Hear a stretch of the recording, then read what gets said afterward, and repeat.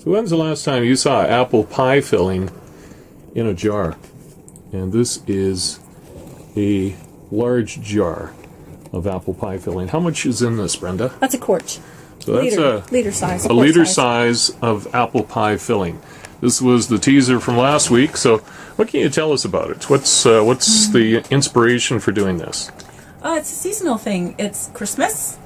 And next will be Valentine's Day, and then, there's Mother's Day, Father's Day, apple pie filling. Instead of getting it full of preserves, get it this way, homemade. Homemade, yeah. All right. And in the fall, there's an abundance of apples. So these are Carameus apples. They're the ambrosia. And they're a nice crunchy apple, and they slice really well and cook up really well. And all you need to do is add a pie crust, and voila.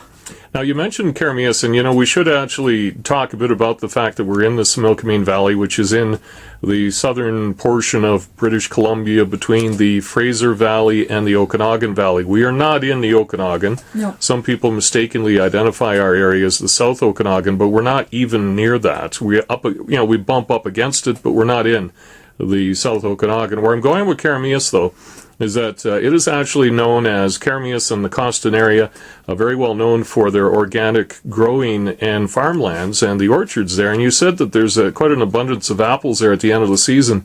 And you're right, apples is pretty much what signals the end of the harvest season in the Carameus area. So we have access to them because we live 45 minutes away from Carameus. Yeah. And so we're kind of spoiled in the fact that we have all this fresh fruit and produce near us. And so this is what you've used with your products. In fact, that was part of the plan with JamBusters, is to try to address the 100-mile diet.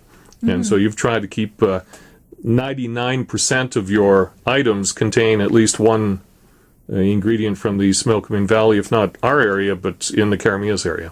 Mm-hmm. So what can you do with the apple pie filling? You just, get a pie crust, sploosh it in, put it in the oven, and poof, off you go? Yeah. First of all, I should say that the original recipe just called for cinnamon. I added allspice and clove, so it's much darker. Okay. And depending on the amount of allspice, the darker it'll get. So you see there's more allspice in this one, so it's going to be a darker pie filling. And if you like the single pie crust or the double pie crust, it doesn't matter. You just put in the pie filling, cook it the way you would normally cook it. All right, so these are sealed, of course, and like you say, you just walk home with it, get your pie crust, prepare the oven, open this up, spill it in, flatten it out, do whatever else you need to do with the pie crust, and in the oven it goes, and before you know it, you got apple pie. Yeah, you can make the standard double pie crust, with the one on the bottom, fill it up with your pie filling, and then take the other pie crust and just invert it and make it the top. Okay. And then cut your steam holes, and away you go. Or you can take the like a 2-pack pie crust, which is what I was talking about before. Right. Have one on the bottom. You can cut it into lattice and braid it on top, or you can cut little shapes and put that on top. Use like cookie cutter shapes or things like that? Yeah, or just a knife, and just follow the directions on the box if that's what you're doing. And if you're not doing that, then follow the directions on the shortening box or the lard box or the cookbook or Mom's recipe or whatever you use. For sure. All right, so let's take another quick look at some of these. Can you spin those around so we can see what they look like without the label in front? I mean, the label is awesome, but just flip one of those around just so we can see. So yeah, there's not a little bit of apple. There's a lot of apple. There is. Oh my goodness. Yeah, it's going to be a pretty solid pie. 13 cups of apples will do a jar and a half. Oh.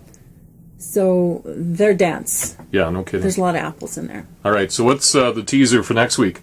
What do you got? Yes, up here. Okay. Can you see it okay? Yeah, maybe bring it down. Okay. It's pepper, pansy, pear salsa. All right, pansy.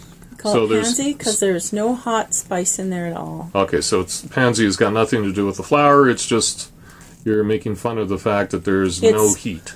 Yeah, for wimpy. For wimps. Pansy as in wimpy. Oh, yeah. You're picking on your customers.